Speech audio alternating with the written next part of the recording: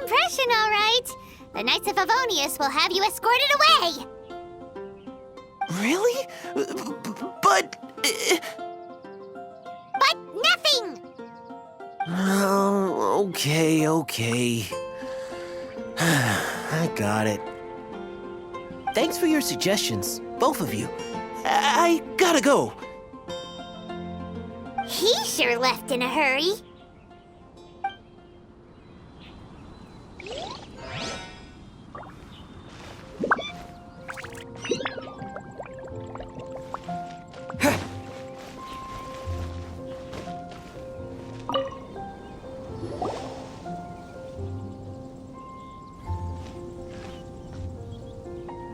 Heard that you were seeking help from the bard over there. We're his assistants. Why not talk to us?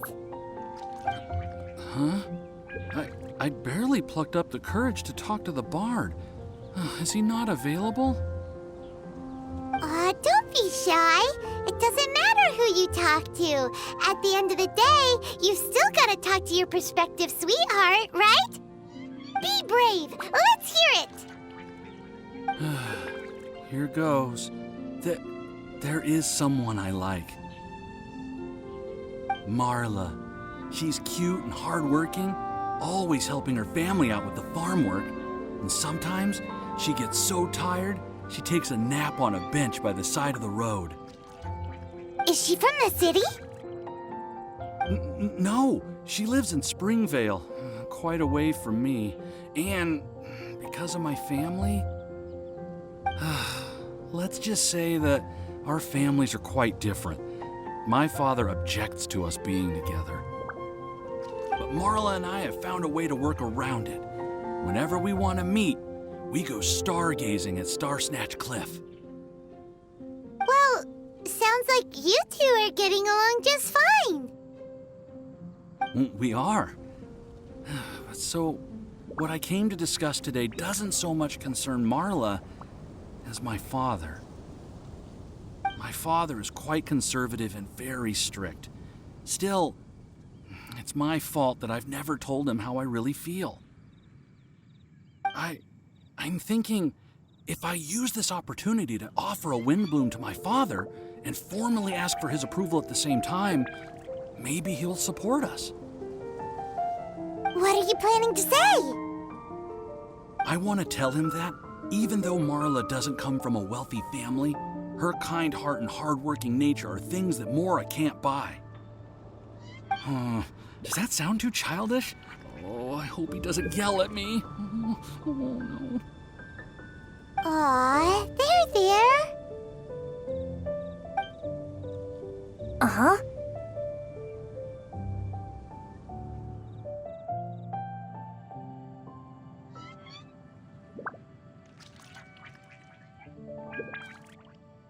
Yeah! Tell him what's in your heart. Use the love between you and Marla to move him. Shouldn't it be something to celebrate? I see. Understood. Thank you. Another thing, didn't you say you were going to give flowers to your father? What about Marla? Don't you want to give her something? Oh, now that you mention it, I wanted the bard to teach me how to compose a love poem. Of course, and I'll give her some flowers, too. Yeah, I'll pick some later. Thank you for your help.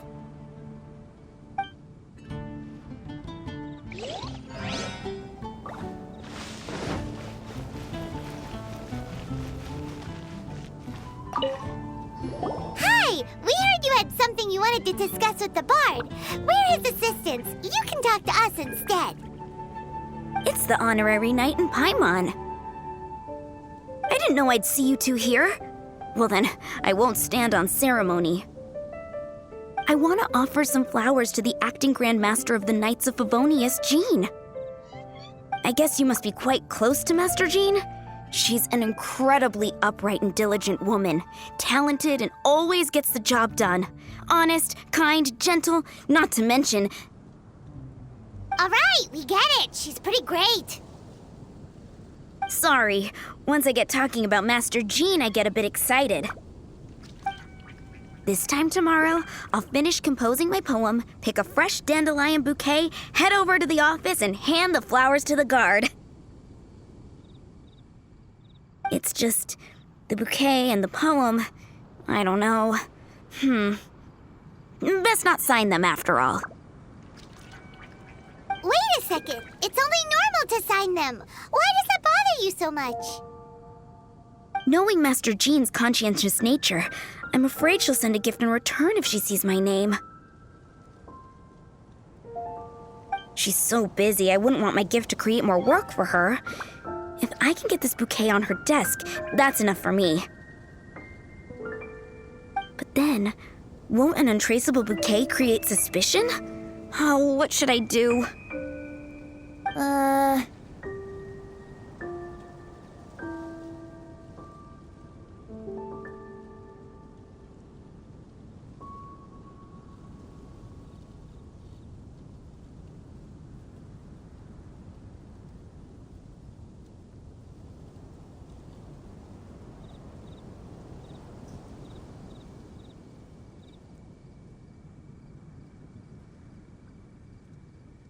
For sure! A random anonymous gift will definitely get thrown away.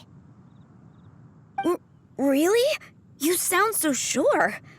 Well, I guess I better include my name. That's taken care of then. 1,000 thanks for your advice. I'll remember it. You're welcome. Chin up.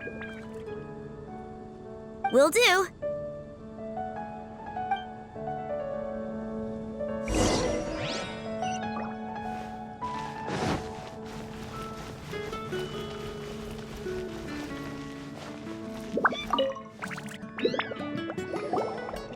Tone-deaf Bard! We dished out some advice, just like you said. How did we do? You did a great job. Thank you. So, who else needs some help around here? What are you three up to? Mind if I get in on the action? Kaya! Are you also here for romantic guidance? It's the greatest bard in town. And now, the greatest romantic advisor in town, no doubt. Still, don't you have other business to attend to? Oh, you mean teaching people how to compose love poems? Exactly that. I heard you were teaching classes in the plaza, so I came right away.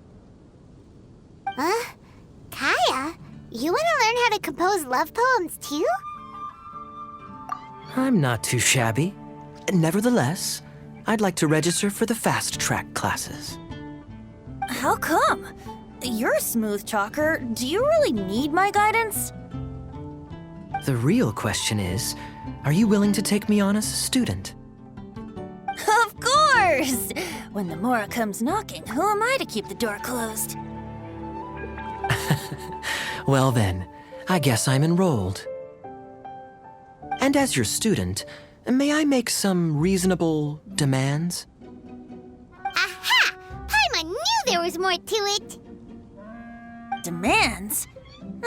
Let's hear them. As students, aside from attending class, we also need homework exercises.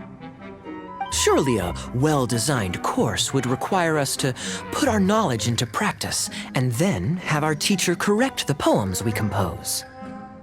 You mean Venti has to correct the students' homework? Precisely. All in exchange for payment, naturally. These are my demands. Or, to put it another way, I'm actually gonna have to work for a living. Is that so bad? I just think that with things like this, you should see them all the way through. More fun for everyone involved, don't you think? What do you say? I feel like Kaya's knack for mischief is at play here. Still, correcting homework. This is indeed a vital step. And I am curious to see the fruits of my students' labor. Congratulations, Kaya! Your demands have been accepted! As I expected, a reasonable and down-to-earth teacher. Hold your horses. I have a demand for you, too. Cool! A coercion contest! I will pay special attention to your homework and guarantee that you will see improvement in your studies.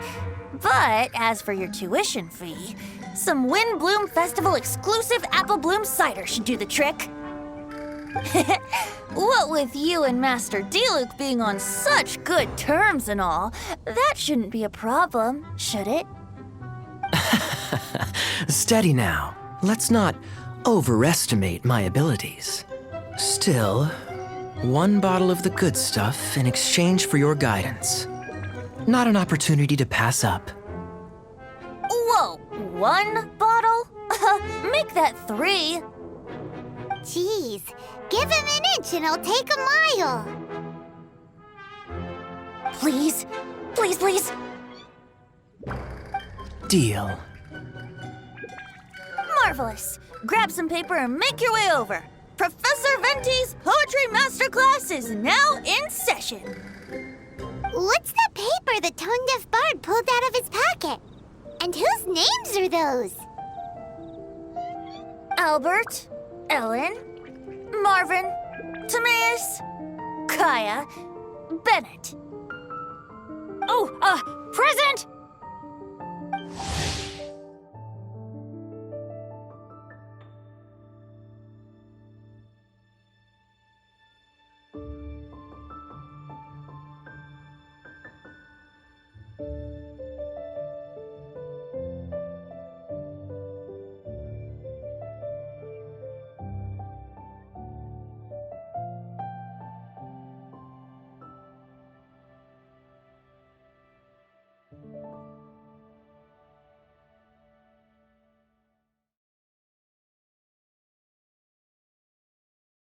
Wow, Bennett's really fired up for this. So you're Bennett? Excellent. I like your enthusiasm. Make sure to channel that vigor into your poetry. Yes, sir!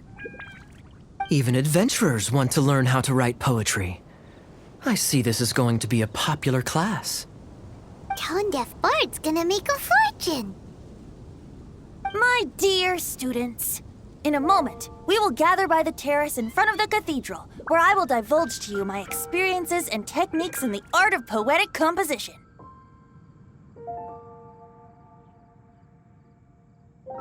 After class, I would like every one of you to compose a love poem and hand it to me for, constructive criticism. As for your tuition fees, by all means, wait until the course is over before paying. But don't even think about vanishing.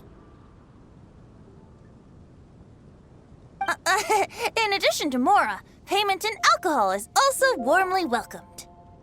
A quick question, sir. Does our special arrangement still stand? But of course! And when the time comes, you can hand in your homework first. Traveler, I'd like you and I to collect the homework submissions together. Does that fall under the assistant's duties? Think of it as an initiation into Mondstadt's traditional culture. An opportunity to immerse yourselves in the Windbloom Festival. I'm going to great lengths here to make sure you're a part of the festivities.